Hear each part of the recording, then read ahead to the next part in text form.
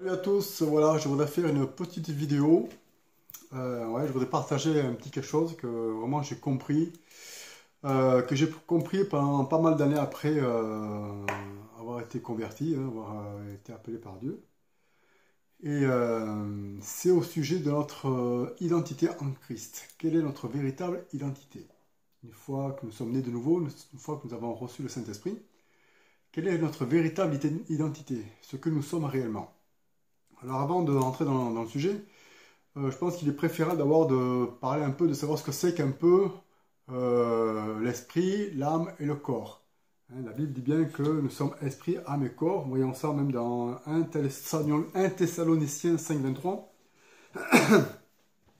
Alors qu'est-ce que... Bon, le corps c'est simple, c'est notre partie physique, ça c'est facile. On n'a pas besoin de s'étaler là-dessus. Notre âme, c'est... allez, bon, je sais qu'il y en a certains qui confondent l'âme et l'esprit. Pardon.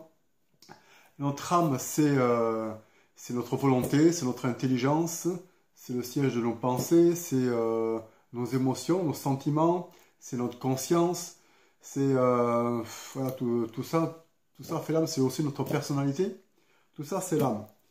Et qu'est-ce qui fait l'âme? C'est notre cerveau qui fait l'âme. Enfin, moi, c'est ce que j'ai compris.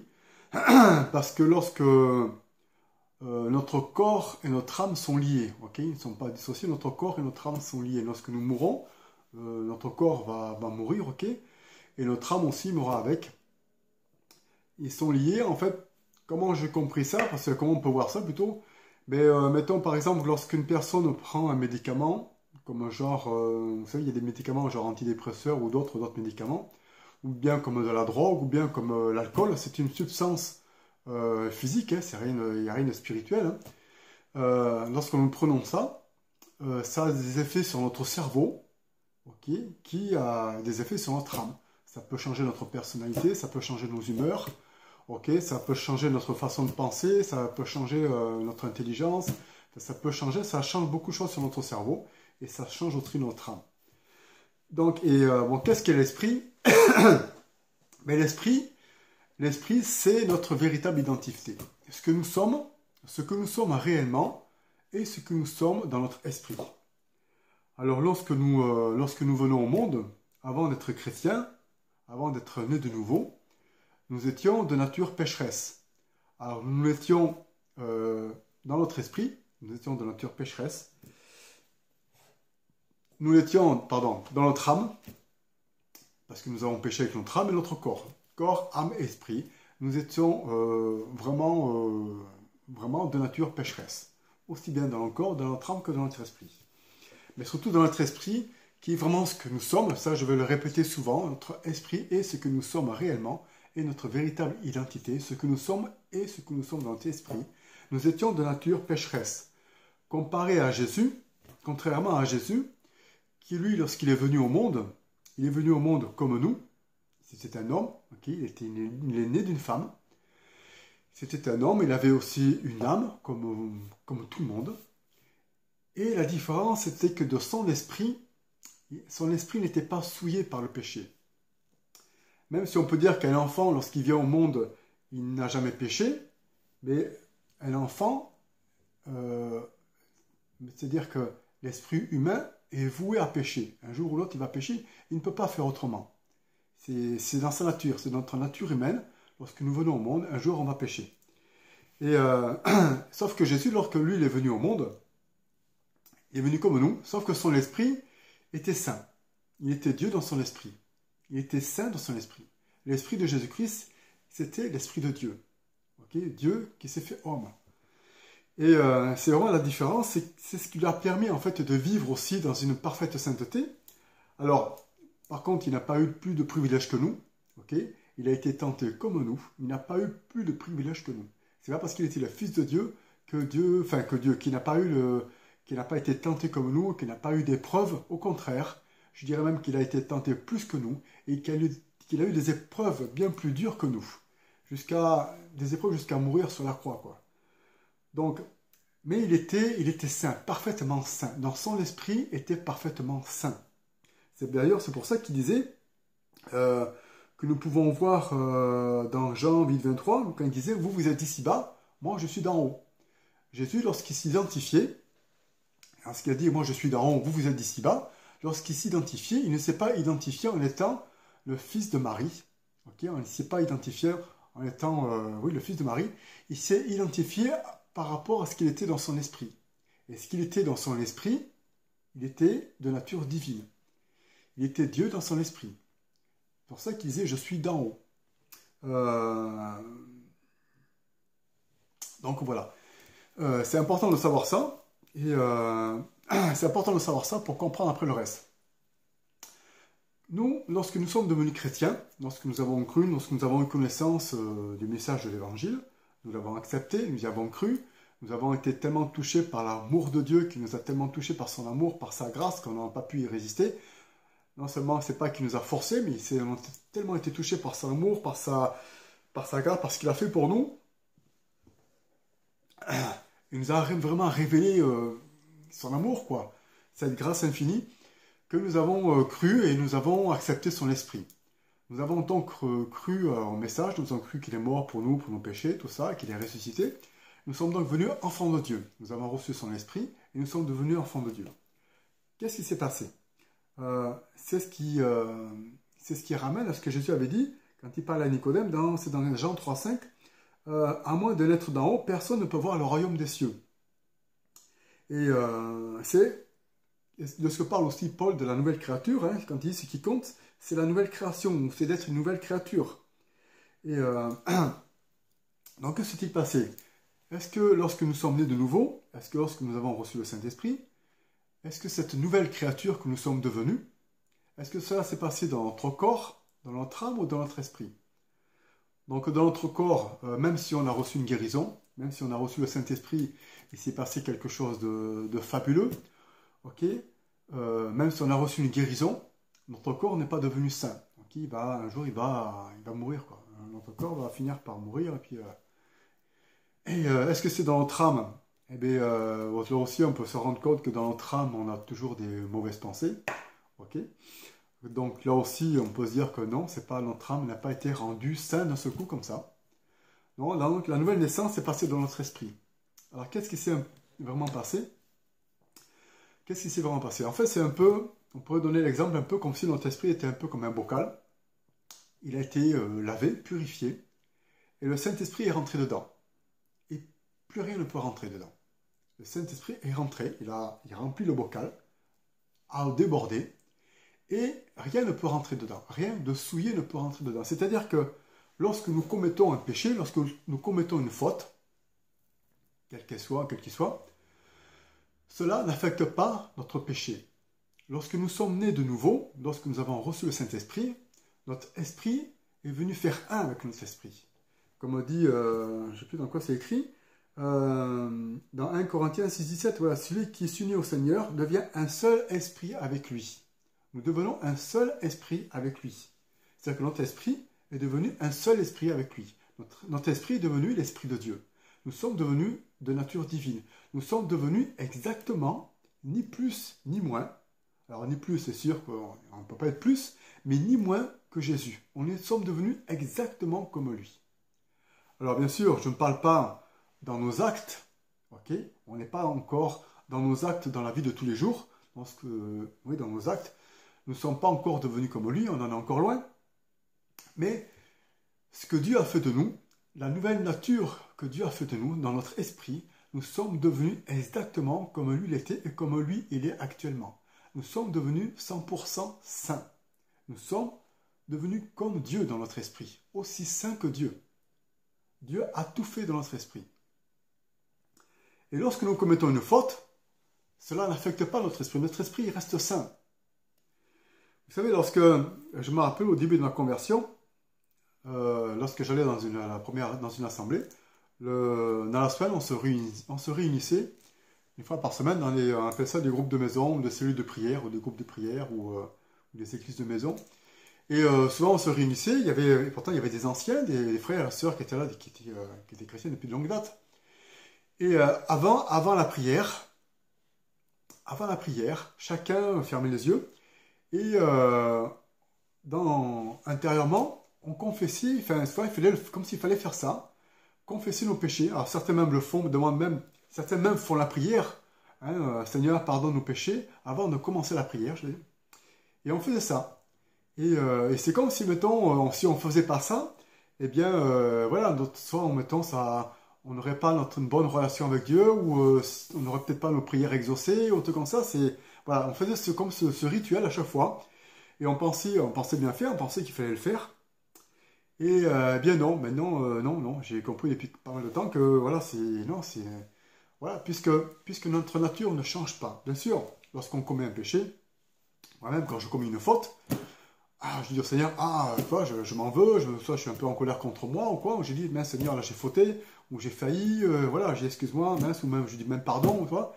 Mais c'est pas un pardon voilà, pour rétablir la connexion, comme le même pardon que j'ai fait à Dieu lorsque je suis venu pour la première fois à lui.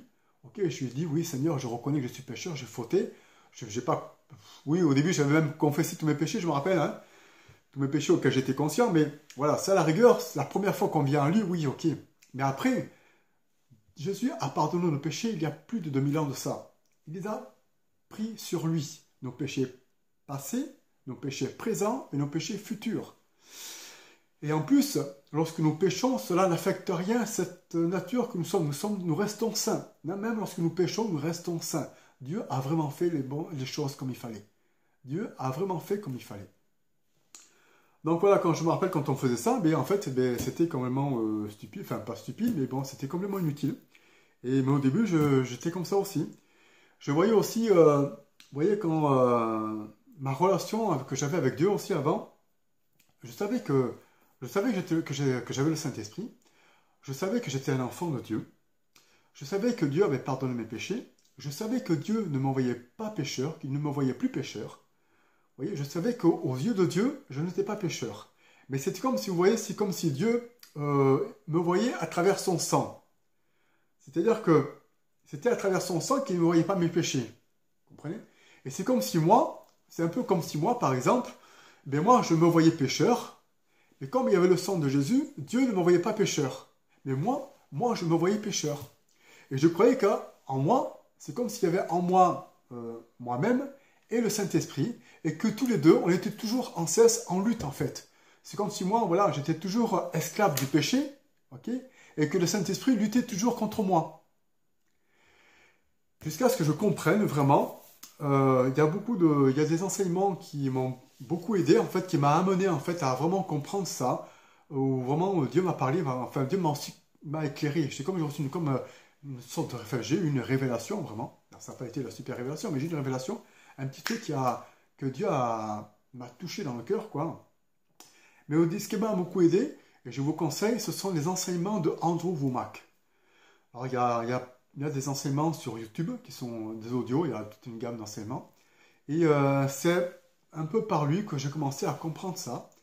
Au début, je comprenais pas trop, hein, et j'ai réécouté. Il y a aussi des enseignements qui sont très bien aussi, c'est de LVBN Act, aussi que vous pouvez voir sur Facebook. Et ça aussi, ça m'a beaucoup aidé. Mais lorsque Dieu m'a fait comprendre que j'étais son fils, pourtant je le savais que j'étais son fils, mais que j'étais son fils au même titre que Jésus-Christ, ça m'a touché, que j'étais vraiment exactement saint comme lui.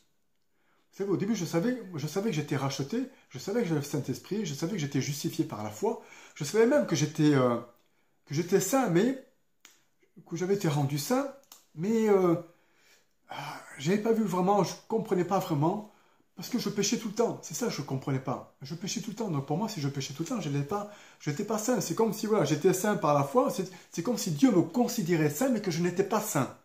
Tu vois? C'est comme si lui me considérait saint, ok? Parce que j'avais cru en lui, mais je n'étais pas devenu saint pour moi. Alors que c'était faux.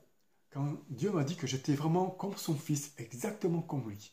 Que dans son esprit, j'étais exactement comme Jésus. Exactement, ni plus ni moins. Il m'a montré vraiment comme il était réellement un père pour moi. Exactement comme il était le père de Jésus. Et que Dieu avait autant de considération pour moi qu'il en avait pour Jésus. Exactement. Même si on pourrait dire que Jésus, il était le fils unique. C'est le seul. Le seul homme qui est né, en étant fils de Dieu, qui est né d'en haut, qui est né avec le Saint-Esprit, qui est né parfaitement saint dans son esprit. Okay, c'est le seul homme. Nous avons comme été rachetés en fait. Hein, c'est pas racheté, nous avons été rachetés comme si nous avons été adoptés. Vous comprenez? Mais Dieu a fait une chose que, vous voyez, comme nous, mettons, on peut adopter un enfant. Okay, nous avons, mettons, des enfants. Il y a un lien vraiment dans la chair qui est là, hein, même un lien dans l'ADN, je crois. Hein, il y a un lien dans l'ADN. Hein. Oui, il y a un lien dans l'ADN. Mais lorsque, mettons, on adopte un enfant, c'est notre enfant, même si on l'a levé, comme notre enfant. Mais il n'y a pas ce lien d'ADN. Même si on le considère comme notre enfant, même si on l'aime comme notre enfant, même s'il est devenu notre enfant. Mais il n'y a pas ça. Alors que Dieu, ce qu'il a fait, lui, il a fait que nous puissions être semblables à Jésus. Pas que l'on ressemble à Jésus, pas qu'il nous considère seulement, mais nous ne le sommes pas. Non, nous sommes vraiment exactement comme lui. C'est-à-dire que si, mettons, l'Esprit de Dieu, si Dieu avait une ADN, ok, nous, dans notre esprit, nous aurions la même ADN que Dieu. Ça. Et vous voyez, depuis que j'ai compris ça, Dieu, je l'appelle même plus, quand je suis en prière intime avec lui, je l'appelle plus Dieu, je l'appelle même plus Seigneur, je l'appelle même plus Père, je l'appelle Papa. Tellement que j'ai compris qu'il était vraiment mon Père, mon Papa. Vous voyez, nous sommes vraiment ses enfants, il est vraiment notre Père. Nous sommes aussi, nous étant frères et sœurs, étant unis par un même esprit, nous sommes réellement des frères et sœurs. Donc, c'est-à-dire que mon père dans la chair, je ne renie pas mes parents dans la chair. Mes parents dans la chair resteront toujours mes parents. Ce sont mes parents. Ils sont mes parents dans la chair. Mais la chair, un jour, va disparaître. Et ce qui va rester de moi, cette identité que je suis réellement, est plus, réelle. Plus réelle encore. C'est-à-dire que ce que je suis en tant que fils de Dieu est plus réel que fils de mes parents. Vous comprenez? Je suis réellement mon Père, mon Dieu est réellement mon Père, plus réellement encore que mes parents. Pourtant, je ne renie pas mes parents, ce sont mes parents, vous comprenez ça? Je les aime, ok, voilà, même si mettons, nous avons des parents qui ne sont pas croyants, nous les aimons aussi, il y a toujours ce lien qui est là, mais notre véritable Père, c'est Dieu, ok? C'est aussi le même Père que Jésus, et nous sommes ses enfants, nous sommes son fils ou sa fille, autant que Jésus-Christ. Ce qui a beaucoup changé pour moi, c'est que, vous voyez, par rapport au péché, alors, par rapport au péché, le péché, ce n'est pas seulement, on pêche tous, ok? On peut dire que, moi, ce que je dis, c'est que je ne suis plus de nature pécheresse, je suis plus un pécheur. Pourtant, vous allez me dire que, c'est dans Jean, où il est écrit que celui qui dit, attends, où est-ce que j'avais vu? Est-ce que j'avais vu ça? Je ne sais plus. J'avais écrit ça quelque part. Oui, que nous sommes tous pécheurs. C'est dans 1 Jean 1,10.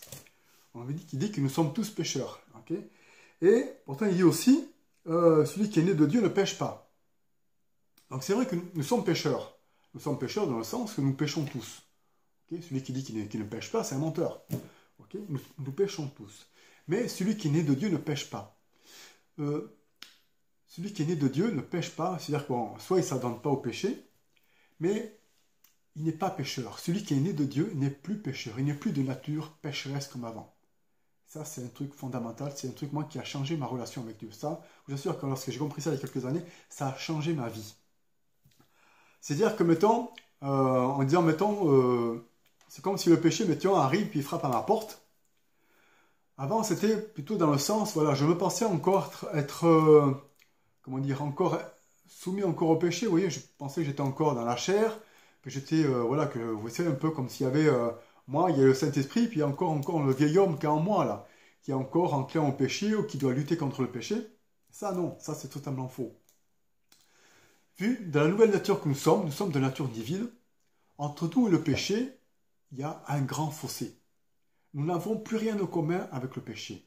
Nous ne sommes plus du même royaume. Nous ne sommes plus de ce monde, nous ne sommes plus de péché. Nous sommes du royaume des cieux. Nous sommes des nouvelles créatures, nous sommes une nouvelle identité. Une identité nouvelle, une identité des cieux, une identité sainte. Donc il n'y a plus rien de commun entre le péché. C'est beaucoup plus facile de mener une vie sainte. Et moi, je vous assure que depuis que j'avais compris ça, j'ai vraiment eu beaucoup plus de victoires sur le péché, sachant quelle nouvelle nature que j'étais. C'était beaucoup plus facile de libérer cette nature que j'étais déjà, en fait, pour la vivre dans mes actes de tous les jours, que d'essayer de vivre des actes par les règles. Il faut pas, il faut pas, pour pouvoir devenir saint. Non, c'est le contraire. Dieu a fait le contraire. Dieu a fait de nous des personnes saintes, réellement saintes, pas seulement considérées comme saints, mais nous sommes réellement devenus des saints, afin que nous puissions porter du fruit de sainteté. Quand je parle de fruit de sainteté, ce n'est pas de la sainteté, d'une sainteté un peu religieuse, ok, voilà, qui marque, qui fait, vous savez, qui a comme un genre une attitude de repos, vous savez, un peu, oh, amen, enfin, tout comme ça. Je veux pas, sans me moquer. Non, c'est vivre la sainteté, c'est vivre dans l'amour, c'est aimer facilement, c'est savoir pardonner facilement, c'est être dans le repos, c'est être dans la joie, c'est faire confiance facilement. Voilà, c'est ça les fruits de la sainteté. C'est ça les fruits de l'Esprit de Dieu, c'est ça la sainteté que Dieu a mis en nous. Et je me rappelle d'ailleurs, au début de ma conversion, je me rappelle, j'étais tellement passionné de Dieu au début, j'étais tellement le feu, que j'étais très centré et très, comment dire, intéressé. Je recherchais tout ce qui concernait l'esprit en fait. Oui, je voulais la puissance de Dieu, machin, tout ça. Enfin, et j'étais vraiment chercher tout ce qui était l'esprit. Et un jour, Dieu m'avait dit, c'était mon âme qui m'intéresse. Bon, c'est mon âme qui t'intéresse. Mais déjà, j'avais pas bien compris. C'est mon âme qui m'intéresse. Pour moi, tu sais, c'était, voilà, il fallait vivre par l'esprit, ou en tout cas, je comprenais pas trop. Et oui, mais puis c'est quelques années après, oui, que j'ai compris que, oui, parce que, comment vous expliquer? Lorsque nous sommes nés de nouveau, c'est comme si, par exemple, il y a un ordinateur, vous changez le cœur de l'ordinateur, vous changez je crois que ça s'appelle le microprocesseur ou le processeur de l'ordinateur. Vous changez ça, l'ordinateur, vous redémarrez votre ordinateur, il a un processeur tout neuf, il va peut-être redémarrer plus vite parce qu'il a peut-être un processeur plus puissant, ok? Mais il va fonctionner exactement pareil qu'avant. C'est-à-dire que si vous n'avez pas changé le programme, ou si vous n'avez pas reprogrammé votre ordinateur, il va changer exactement comme avant. Il n'y aura aucune différence. Ben nous, c'est pareil. Même si Dieu a changé notre cœur, notre esprit, il l'a rendu parfaitement saint, le travail, si on peut dire, est dans notre âme.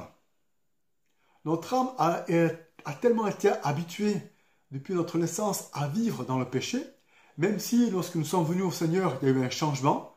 Ok, moi, il y a eu un changement, il y a beaucoup de choses qui ont changé pratiquement d'un coup.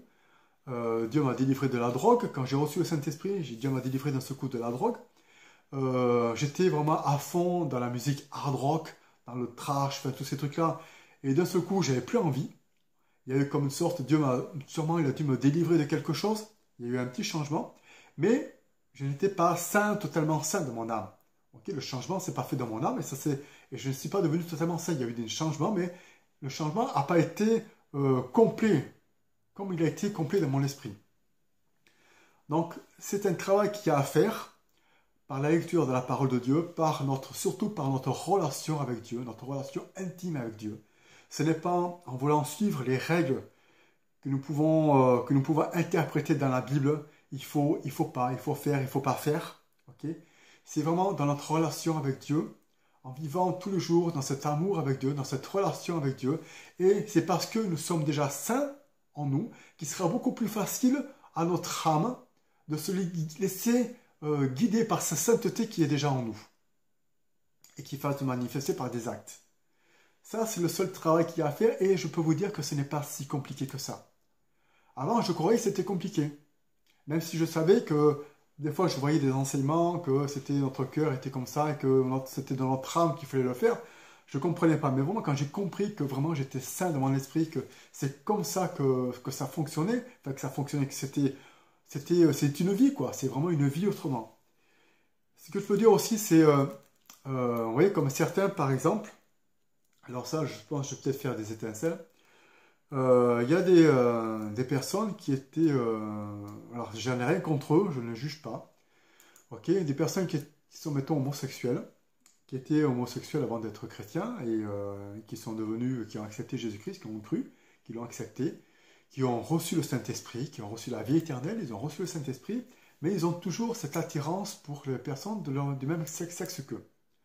Alors, en ayant connu des personnes, je vous dis sans vraiment les juger, beaucoup s'abstiennent, en fait, même s'ils ont toujours cette attirance-là, ils s'abstiennent en fait parce qu'ils savent que voilà, c'est contraire. Bon, ils savent que c'est contraire aux écritures de la Bible et ils savent aussi que c'est contraire à ce qu'ils ont reçu en eux. C'est-à-dire que le Saint-Esprit, des fois, ça ne concorde pas. Certains y ont cédé, par exemple. Bon, nous avons tous cédé, c'est comme de toute façon que ce soit homosexuel ou commettre un mensonge, un péché, c'est un péché. Okay, mais c'est juste pour parler de ça que cette personne, pour elles sont toujours homosexuelles. Okay, pour elles, elles sont toujours homosexuelles. Eh bien, c'est faux. Lorsque nous sommes nés de nouveau, notre nouvelle identité, elle est divine. Donc la personne qui était homosexuelle avant, lorsqu'elle est née de nouveau, elle n'est plus homosexuelle. C'est un mensonge.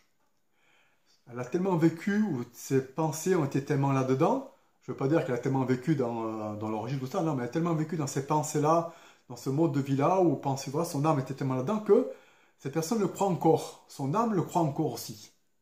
Mais cette nouvelle identité, par cette nouvelle identité qu'elle est maintenant, elle n'est plus homosexuelle. Elle peut dire même à l'homosexualité, ce n'est plus de moi, je ne suis pas homosexuel. Et je vous assure, ça va libérer dans son âme, ça va libérer, à force de peut-être persévérer, je ne sais pas, mais ça va libérer et vraiment, elle ne sera plus homosexuelle.